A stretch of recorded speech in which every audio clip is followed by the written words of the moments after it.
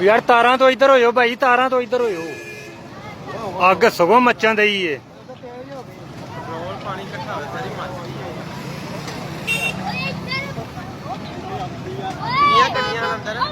अंदर मैनूं लगदा 2 वड्डियां टैंकियां सन।